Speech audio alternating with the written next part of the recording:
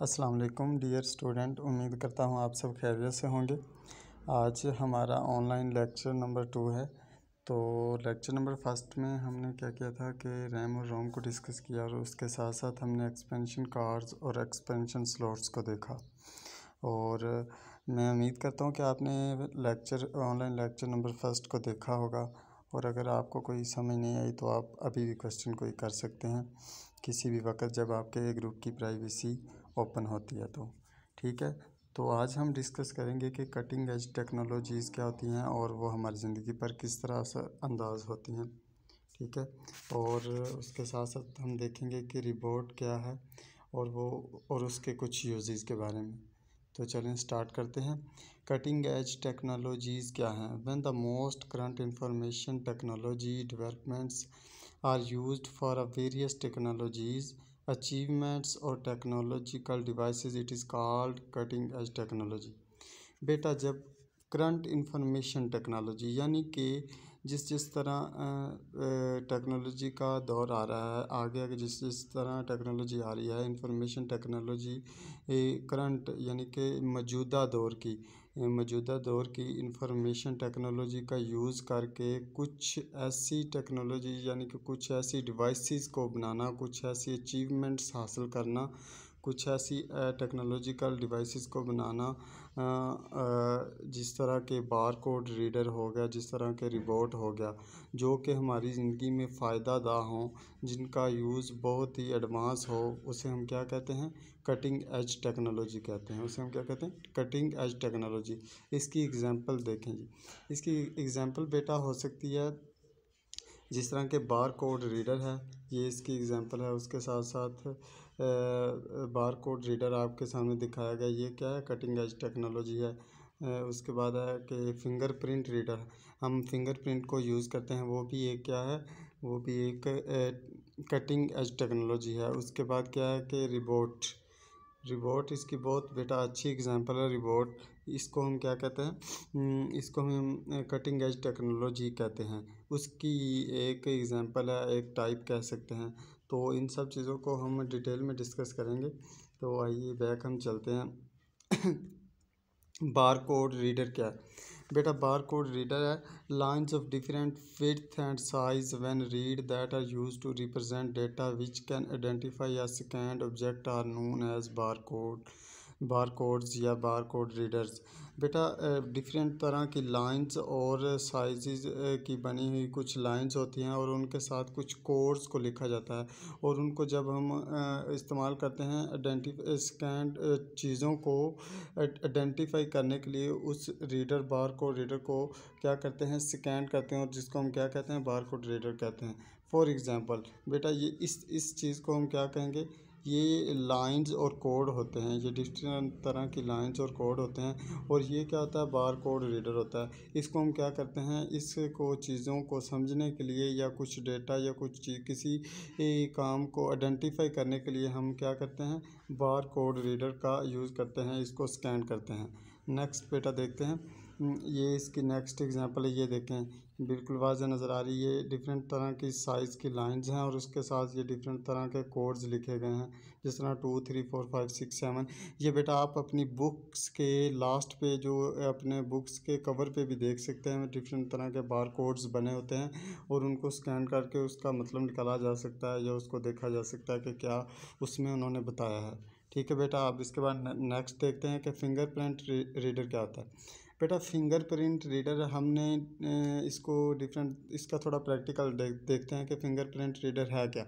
हम फ़र्ज़ करें आप गए बैंक में, तो आप वो क्या करते हैं? कुछ होते हैं फिंगरप्रिंट रीडर, उन्होंने आपसे क्या किया? आपकी ये ज़्यादा तो यूज़ होते हैं सिक्योरिटी के लिए, आपको आइडेंटिफाई करने के लिए। फ़र्ज़ करें आपने बैंक में गए, आपने क्या करना है कि आपका एटीएम कार्ड बना और आपने पैसे निकालना है, तो सबसे पहले वो क्या करेगा? आपका फिंगरप्रिंट लेगा। वो जिस पे आप अपनी फिंगर को रखते हैं उसको हम क्या करते हैं? फिंगरप्रिंट। ये इस फिंगरप्रिंट को डिफरेंट तरह की इंडस्ट्रीज़ में यूज़ किया जाता है। जिस तरह हम नादरा के ऑफिस में जाएं, हमारा आईडी कार्ड बनता है, तो वहाँ पे भी हम क्या करते हैं? अपना फिंगरप्रिंट यूज़ करते हैं और जिस पे हम अपना फिंगर को लगाते हैं उसको हम क्या कहते हैं? Fingerprint reader. वो फिंगरप्रिंट रीडर क्या करता है? वो फिंगरप्रिंट रीडर हमारे फिंगर्स पर जो छोटी छोटी लाइंस और छोटी छोटी तरह की लाइंस बनी होती हैं उनको क्या करता है, स्कैन करता है, और स्कैन करके हमारी आइडेंटिफिकेशन को क्या कर देता है, सेव कर देता है, ताकि इससे अगर इसके अलावा हर और बेटा एक और बात कि हर किसी का फिंगरप्रिंट की जो लाइंस होती हैं वो डिफरेंट तरह की होती हैं, किसी की भी फिंगरप्रिंट की लाइंस सेम नहीं होती। स्कैनर, उसके बाद अब देखते हैं कि फिंगरप्रिंट रीडर है क्या, इसकी डेफिनेशन को। A scanner use to identify a person fingerprint for security purpose. ये बेटा ज़्यादातर जो फिंगरप्रिंट रीडर है ना, ये सिक्योरिटी पर्पस के लिए यूज़ किया जाता है। यानी कि अगर आप एक दफ़ा आप बैंक में गए और आपने अपना फिंगरप्रिंट को यूज़ किया, अब बेटा देखें, अब अगर कोई नेक्स्ट कोई दूसरा पर्सन चाहता है कि वो उसका आपका वो आपके बैंक अकाउंट से पैसे निकालना चाहता है, लेकिन जब वो फिंगरप्रिंट वहाँ पे लगाएगा तो उसका आप और आपका फिंगरप्रिंट मैच नहीं होगा। तो क्या हुआ कि फिंगरप्रिंट रीडर इस काम के लिए बहुत ही फ़ायदेमंद है।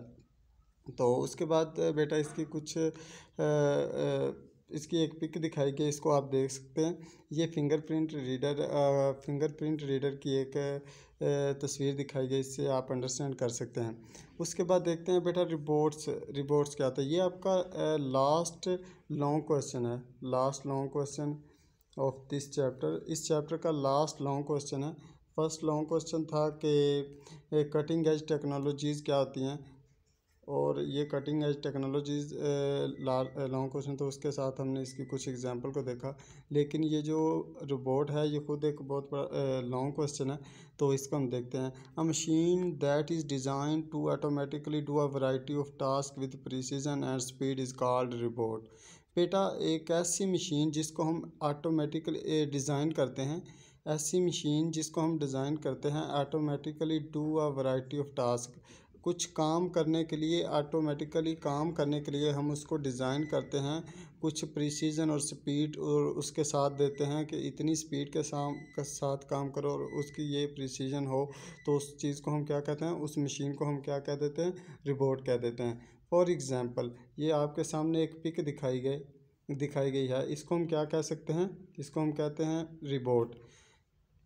ठीक है बेटा, नेक्स्ट हम देखते हैं इसके यूजेस कहाँ कहाँ पे हैं। बेटा इसके यूजेस डिफरेंट प्लेसेस पे होते हैं। Robots are widely used in manufacturing, assembly and packing. आपने मुख्तलिफ कंपनीज़ में पैकिंग को बनाने के लिए ना, पैकिंग चीज़ों की पैकिंग के लिए रिपोर्ट्स को यूज़ किया जाता है। किस तरह रिपोर्ट्स को यूज़ किया जाता है, एक मशीन बनाई जाती है और वो क्या करती है कि डिफरेंट तरह के पैकेट्स, फ़र्ज़ करें बिस्किट के पैकेट्स, कोई लेज़ वगैरह के पैकेट्स को पैक किया जाता है, तो वो किसके ज़रिए, रिबोट मशीन के ज़रिए उनको पैक किया जाता है। ठीक है बेटा, उसके बाद transport, earth and space exploration, surgery, weapons, consumer industrial goods, different हर जगह पे रिपोर्ट्स को यूज़ किया जाता है। ठीक है बेटा, टाइप्स इसकी देख लेते हैं। मेडिकल रिपोर्ट हो गया, रिपोर्ट ऑफ इंटरटेनमेंट, ये जो लास्ट में मैंने आपको दिखाया था ये इंटरटेनमेंट के लिए एक रिपोर्ट था। मेडिकल रिपोर्ट में वो क्या करता है कि दवाइयों को बनाने के लिए प्रिसीजन और स्पीड, उस एक मशीन बनाई जाती है, एक रिपोर्ट बनाया जाता है जो कि दवाइयाँ जिसमें बनाई जाती हैं, और वो बिल्कुल एक्यूरेट दवाइयाँ बनाई जाती है ताकि उसकी किसी भी केमिकल की मिकदार ज़्यादा या कम ना हो। ठीक है, उसके बाद मिलिट्री रिपोर्ट्स यूज़ किए जाते हैं, और स्पेस एक्सप्लोरेशन के लिए कुछ रिपोर्ट्स यूज़ किए जाते हैं, और इंडस्ट्रियल रिपोर्ट्स कुछ यूज़ किए जाते हैं। इंडस्ट्रियल रिपोर्ट्स की एग्जांपल आप देख लें कि ट्रैक्टर्स या मशीनरी को बनाने के लिए जो मशीनरी यूज़ की जाती है, जो ट्रैक्टर्स वगैरह को बनाने के लिए जो मशीनरी यूज़ की जाती है ना, उसके इंजन को बनाने के लिए जो मशीनरी यूज़ की जाती है उसको हम क्या कह सकते हैं, उसको हम कह सकते हैं रिबोट। ठीक है, थैंक यू।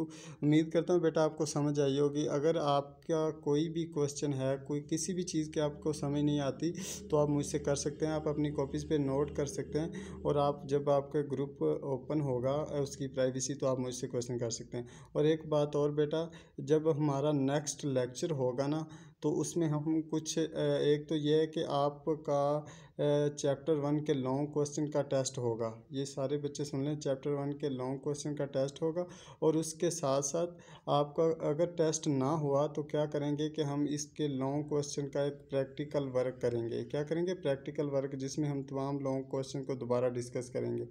थैंक यू बेटा। अगर किसी भी क्वेश्चन की, फिर मैं कह रहा हूँ, बार बार रिपीट कर रहा हूँ, कि आपको समझ नहीं आती तो आप मुझसे पूछ सकते हैं।